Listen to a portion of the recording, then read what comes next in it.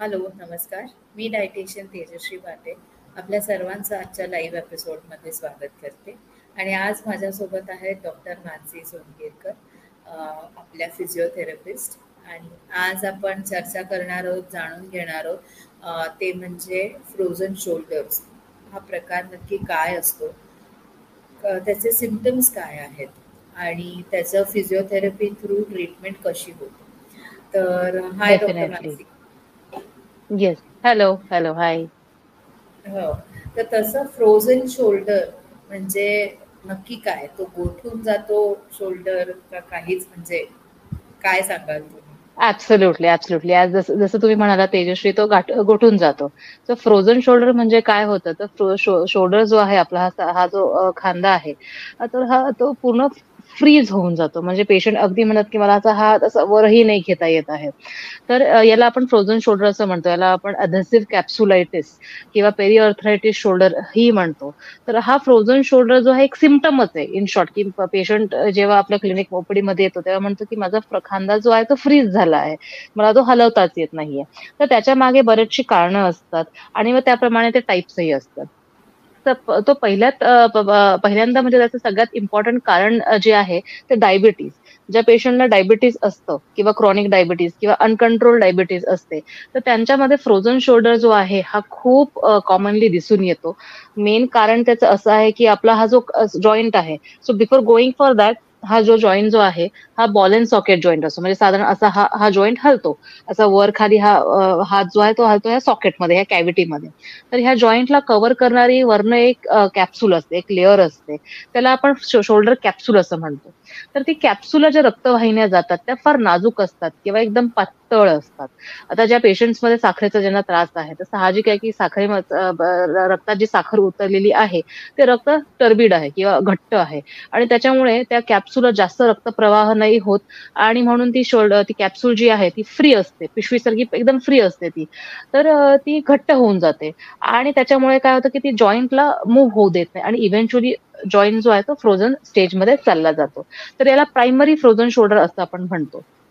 Secondary frozen शोल्डरही येऊ शकतो. त्याच्यामध्ये पेशंटला बहुतेक वेळेस हे नसते, साखरेचा काही त्रास नसतो.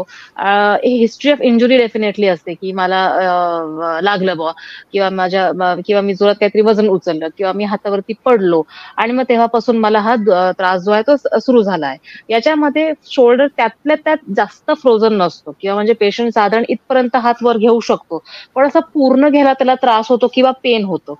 म्हणजे पूर्ण फ्रोझन नसतो. थोडा फ्रोझन असतो, पेन जास्त असतं. फ्रोझन शोल्डरमध्ये पेन कमी असतं. हे स्टिफनेस जो असतो तो जास्त असतो. सो त्याला सेकंडरी फ्रोझन शोल्डर असं म्हणतो, जे मोस्टली इंजुरीमुळे येऊ शकतं. सो हा जो प्रायमरी फ्रोझन शोल्डर आहे याच्यातच 3 स्टेजेस असतात. Freezing, frozen and थॉइंग. तर ह्या स्टेजमध्ये डिटेल्समध्ये अगदी न जाता इन शॉर्ट सांगायचं झालं तर हा ओव्हर अ पिरियड डेव्हलप होतो. म्हणजे एक 2-3 महिन्यात डेव्हलप होतो. लगेच 1 आठवड्यामध्ये, 10-12 दिवसामध्ये डेव्हलप होत नाही. जर तो समजा एक 10-12 दिवसात डेव्हलप झाला किंवा त्याला एक प्रिसिडिंग कारण आहे की इंजुरी झाली, काही वजन उचललंय आणि त्याच्यामुळे तो खांदा अखडला, तर तो फ्रोझन शोल्डर नाही. तो सेकंडरी फ्रोझन शोल्डर आहे. प्रायमरी फ्रोझन शोल्डर जो आहे, जो साखरेमुळे स्पेसिफिकली येतो किंवा हाडांचं जे घसरण झालं असतं, त्याला आपण पेरिऑर्थरायटिस शोल्डरही म्हणतो. त्याच्यामुळे हे जो स्टिफनेस आला असतो, तो over a period of time येतो. एखाद 2-3 महिन्यामध्ये इव्हेंच्युअली डेव्हलप होऊन थोडा गाठून तो पूर्ण गाठतो. तर असा हा फ्रोझन शोल्डर असतो. तर ह्याचे कॉजेस असे असतात, म्हणजे कारणंही अशी असतात आणि याचे टाइप्सही असे असतात. पुढे बोलायचं झालं तर सिम्प्टम्स, म्हणजे पेशंट जसं मी म्हणाले, की क्लिनिकमध्ये आला किंवा ओपीडीमध्ये किंवा डॉक्टर रेफरलनी आला, तर ते हेच प्रिसिडिंग कंप्लेनिंग सांगतात, की मला इंजुरी तर काही नाहीये, पण over a period of time माझा शोल्डर फ्रीज झाला आहे. आणि आधी पेन व्हायचं, तर आता पेनही होते. त्यातल्या त्यात मानेमध्ये पेन होतं. साहजिक आहे तेजश्री. म्हणजे समजा माझं शोल्डर वरच जात नाही, तर मग मी काय करणार, मानेतनंच त्याला असं वरती घेणार आणि दॅट्स वाय हा जो शोल्डरचा हा जो हे जे नेक आहे, हे स्टिफनेसमध्ये चालला जातो आणि असं सगळे हे त्याचे रिझन्स असतात.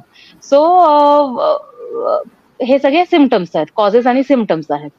फिजिओथेरपी सोल्युशन्सच्या याच्यातनं आपण जर बोलायचं गेलं तर येस, डेफिनेटली फिजिओथेरपी म्हणजे मुवमेंट असते आणि फ्रोझन शोल्डरला काय लागतं तर मुवमेंट लागतो. तर व्हेरियस प्रकारचे म्हणजे रेंज ऑफ मोशनचे व्यायाम असतात ज्याच्यामध्ये आपण हात असं पूर्ण वर घेतो. फिजिओथेरपिस्ट मोबिलायझेशन टेक्निक असं करतात. मॅन्युअल थेरपिस्ट जे असतात ते अगदी हाताने त्या जॉईंटला पूर्ण मूव्ह करतात. म्हणजे अगदी जर हा जॉईंट असेल तर माझा तर हा आतून हा जॉईंट पूर्ण मूव्ह ओढाताड करून चांगली फोडाफाड करून मस्त तो जॉईंट पूर्ण जो आहे तो पूर्ण रिकामा करतात आणि तो शोल्डर पूर्ण वर जातो. सो मोबिलायझेशन हा सगळ्यात इम्पॉर्टंट ट्रीटमेंट असते याचा फ्रोझन शोल्डरचा. आणि काही व्यायाम असतात जसे ताकदीचे व्यायाम आहेत किंवा स्ट्रेचिंगचे व्यायाम आहेत. तर थोडक्यात सांगायचं झालं तर पेनफुल प्रोसिजर असते ही फार आणि वेळ घेणारी प्रोसिजर असते कारण की ऑफकोर्स 2-3 महिने लागले असतात पूर्ण फ्रोझन स्टेज यायला आणि तेवढाच एक साधारण 1 ते दीड महिना लागतो बेसिक रिकव्हरी यायला. सो इट्स पेनफुल आणि लेंदी प्रोसिजर आणि ट्रीटमेंटचे पण त्याचे आउटकम्स जे आहेत ते एकदम गॅरंटेड असतात. म्हणजे फिजिओथेरपीमध्ये एकदम 100% गॅरंटीने तुमचा हात पूर्ण वर येतो. बट येस, पेशन्स फार महत्वाचा असतो आणि हा जो पर्टिक्युलर कंडिशन आहे हा डेफिनेटली अँड 100% क्युरेबल, ट्रीटेबल आहे. ओके. म्हणजे ह्याची सुरुवात ज्यांना डायबिटीज आहे त्यांना जर असं पेन होत असेल किंवा एक हां, स्टिफनेस जाणवत असेल, कुठली एक पर्टिक्युलरली रेंज ऑफ मोशन म्हणजे ॲब साधारण हात असा वर खाली करताना जरी अगदी त्यांना दंडातही जाणवत असेल, तरी ती फ्रोझन शोल्डरची ॲब्सोल्युटली. सुरुवात म्हणता येईल का? नक्की म्हणता कुठल्या येईल. Yes, area? Definitely. Definitely, definitely. तुम्ही जसं म्हणालात, की येस, ही फ्रोझन शोल्डरची सुरुवातच म्हणता येईल आणि कुठल्या एरियामध्ये म्हणजे तर पेन. ॲज आय सेड, की इनिशियली पेन स्टार्ट होतं. लेटर स्टेजेसमध्ये पेन काही नसतं, पण पूर्ण शोल्डर जो आहे तो स्टिफ होऊन जातो. सो इनिशियल डिटर्मिनेशन जर ह्या पर्टिक्युलर फ्रोझन शोल्डरचं करायचं असेल इन इन डायबिटिक्स तर पेन शोल्डरमध्ये पेन झालं किंवा थोडंसं जर स्टिफनेस किंवा कडकपणा वाटला तुम्हाला तुमच्या शोल्डरचा तर समजायचं की ही फ्रोझन शोल्डरची सुरुवात आहे. सुरुवात. त्यामुळे ज्यांना डायबिटीज आहे त्यांनी आपला डायबिटीज नियंत्रणात ठेवा. त्याचबरोबरीने आपली फ्लेक्झिबिलिटी म्हणजे लवचिकता आपल्या सगळ्या जॉईंट्समध्ये आहे का? किंवा आपल्याला कुठे स्टिफनेस नाही आहे ना, ह्याच्याकडे लक्ष द्या. म्हणजे त्याच्यासाठी रोजचे ऍब्सोल्युटली. व्यायाम करायला लागतील. म्हणजे आपोआप तुम्हाला लक्षात येईल how is your body performing. त्यामुळे ह्या डेफिनेटली. सगळ्या गोष्टी नक्की करा. आणि जसं डॉक्टर मानसी म्हणतात, की हा आपण ट्रीटमेंट करू शकतो. ह्याच्यानी कायमचं आपला खांदा बंद होऊन जाण्यापेक्षा जर फिजिओथेरपी घेतली तर तो नक्कीच रिलीफ मिळून मग कंप्लीट रेंज ऑफ मोशन येते का? म्हणजे सगळ्या बाजूनी ते मूव्ह करू येस, शकतो. Yes, yes. Yes, definitely. As I said, की आपण मोबिलायझेशन किंवा मॅन्युअल थेरपीचे टेक्निक्स वापरून शोल्डरला आता आता म्हणजे मी जसं म्हणाले, की हा पूर्ण रोटेटिंग होणारा खांदा आहे किंवा जॉइंट आहे. त्याच्यामुळे त्याला एक मूव्हमेंट नसून त्याला मल्टिपल मूव्हमेंट आहे. अगदी हाताची असं गोल मूव्हमेंट पण त्याला आहे. सो प्रत्येक अँग्युलेशनमध्ये त्याला फ्रीनेस येतो, पण त्याला वेळ लागतो. वेळ लागतो. त्यामुळे पेशन्स येस, आणि सातत्य प्रत्येक वेळेस आपल्या ॲब्सोल्युटली. सगळ्या ह्याच्यामधनं हेच लक्षात येतं आहे. आणि जसं येस, आम्ही येस. नेहमी सांगतो की होलिस्टिक अप्रोच. त्यामुळे तुम्हाला फक्त फिजिओथेरपिस्ट डॉक्टर मानसींकडे गेलात, एक्सरसाइज केलं तर बरं होणार आहे का? नाही तर तेवढंच तुम्हाला डाएटकडेही लक्ष ॲब्सोल्युटली. देऊन शुगर तुमची जी आहे ती नियंत्रणात ठेवणं गरजेचं आहे. आणि डॉक्टर येस. मानसी ह्याला रिकव्हरीला वेळ किती लागतो? म्हणजे का हे पेशंट टू पेशंट चेंज होतं? Patient of course patient to patient change होतं कारण की काही काही पेशंट अगदी अर्ली स्टेजेसमध्ये येतात. काही काही पेशंट मिड स्टेजेसमध्ये येतात आणि काही काही पेशंट सगळं थकून भागून करून झालं किंवा आधी पण प्रिव्हियसली फिजिओथेरपी घेतली पण ती वर्क नाही झाली आणि मग अशा वेळेला येतात. So it depends on patient to patient आणि कुठल्या लेव्हलमध्ये किंवा कुठल्या स्टेजमध्ये ते आपल्याकडे आलेले आहेत.